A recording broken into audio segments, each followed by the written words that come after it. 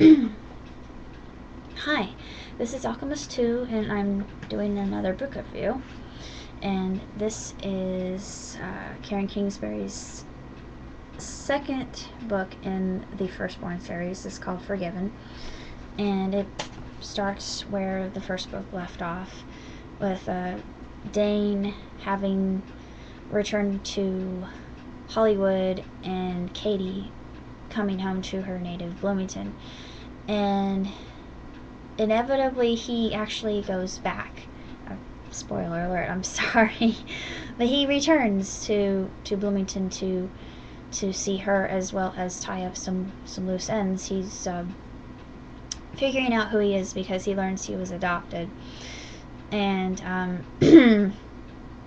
strangely enough, he finds that Katy has befriended his sister, which is another very intriguing turning point, I thought. This book had a very emotional, actually had a couple of very emotional scenes in it that really grasped my heart and brings me to the focus of this whole review, which was the sermon that I heard today about inclusiveness rather than exclusiveness. And I think that is what is at the root of true spirituality. And dogma and tradition, these things get in the way, as well as ego, which Wayne Dyer put in an acronym, edging God out. And personally, that is a horrible thing to do, but we as human beings, we do this all the time, and that's why we have as many problems as we do. And this book actually talks about the subject of forgiveness and inclusiveness, and I just absolutely adore Karen's work. She is just blessed with a golden pen. She truly is. She has the Midas touch. I can't say more about that, other than if you pick up her book, any of her books, you will not be able to put it down. Even if you say, well, I'm not really into Christian fiction or anything like that. And I don't really think she comes off as too preachy, to be honest with you. I think she writes for a wider audience than that. And I I personally think that she is very open. And I like that, because I think that I really think that Christianity needs more of that. We need to be more receptive in this day and age. And please forgive me. I am not a fan of fundamentalism. I never have been a fan of fundamentalism. I will never be a fan of fundamentalism. I tolerate it as best I can. And I've had encounters with a couple. One of them was this individual who said he would pray for me. Ugh. Because I support abortion. Oh my God, I'm going to hell. I'm actually pro-life, but if a woman is ever in danger, I feel that she should have that right. I truly do.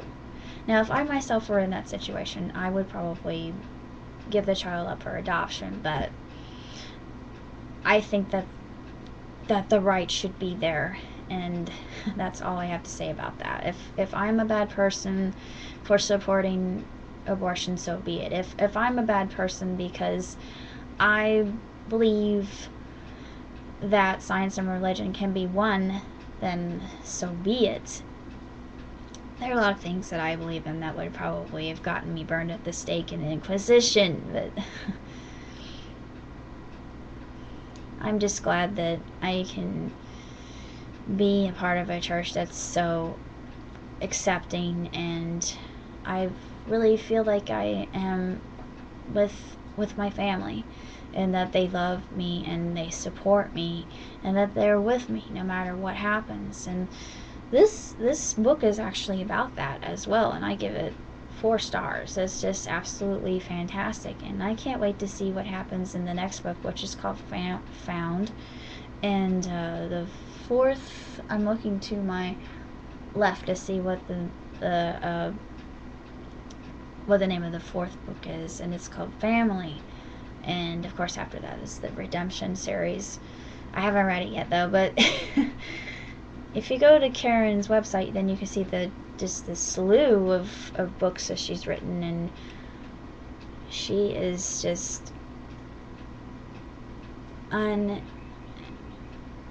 unbelievably talented. She is just an extraordinary person, and I'm hoping that someday I have the pleasure and treat of meeting her in person, heaven's willing. But for the moment, I'm happy with just reading her books, and I am going to donate this to my church when I have my Bible study. But I highly recommend this for anybody, even those who might say, well, I don't know if I would like that or not. Just give it a chance. Open your mind. Don't be afraid to try new things. You never know what insight they may give you.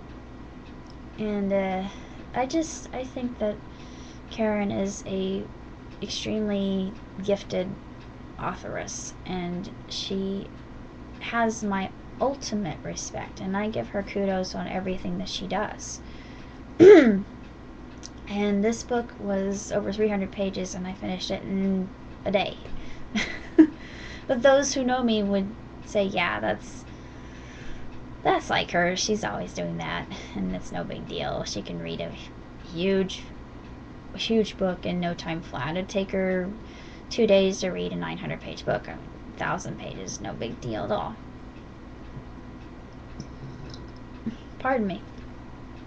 I just think that this book in the Firstborn series, if you start with a Christian series, you're not really sure of what series that you should read, then by all means read the Firstborn series, because once you read it, you will definitely be hooked.